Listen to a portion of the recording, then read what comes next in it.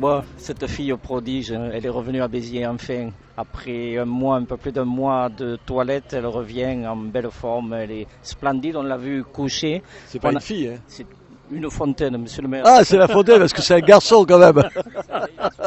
C'était une boutade, monsieur le maire. Ah, écoutez, elle est belle la statue, honnêtement. Je me régale de là. C'est un bon moment, vous savez, c'est ces moments donc que vous attendez. Vous êtes maire pour ça, au fond. Pour ces moments où vous touchez au patrimoine de la ville, vous le remettez en valeur. Parce que c'est quelque chose, on est trop vieux l'un et l'autre, mais dans 50 ans, ça y sera encore. Et nos enfants et nos petits-enfants, ils verront ces statues et ils la verront en nous. Tout à l'heure, je demandais aux architectes qui ont travaillé là-dessus depuis quand il n'y a plus d'eau dans ces statues qui a été faite initialement pour être recouverte d'eau et tout. Ils s'en souvenaient même pas. Ça veut dire que ça doit faire un siècle que ça n'existe plus comme ça.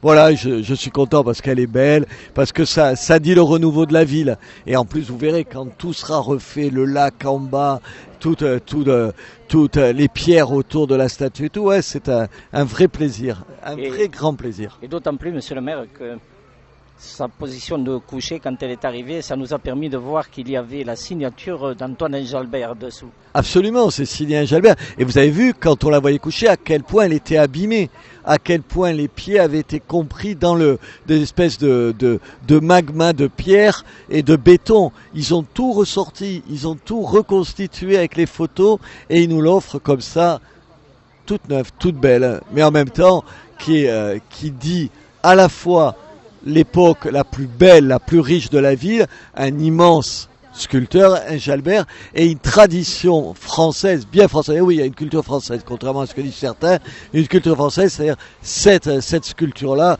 qui est pour moi de toute beauté. Elle a fait un petit séjour en Bourgogne, c'est ça? Du côté de Périgueux, en Dordogne. En Dordogne, voilà. Donc, elle revient ici, le pays du vin, la capitale, j'allais dire mondiale du vin, Béziers. Nous ne sommes pas chauvins à Béziers, vous le savez, mais elle va nous cracher bientôt de l'eau.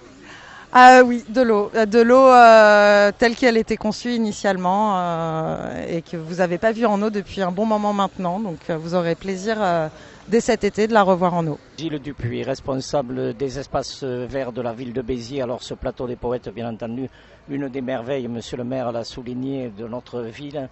Et aujourd'hui, c'est la dépose de cette fameuse fontaine du Titan. Un moment d'émotion. Et oui, c'est un moment phare dans le cadre du chantier. Là, après 2 mois de restauration en atelier, le Titan revient sur sa place originelle, après une restauration, une reprise des patines et un changement de toutes les pièces d'assemblage. La fontaine du Titan, moi je l'ai vu fonctionner, beaucoup ne l'ont pas vu, je l'ai vu en eau. Monsieur le maire l'a encore précisé, elle va se mettre en eau, elle va couler de l'eau parce que c'est sa destination. Une fontaine, c'est fait pour être en eau. Bientôt? Tout à fait, bientôt. L'objectif de fin de chantier, c'est le 1er juillet.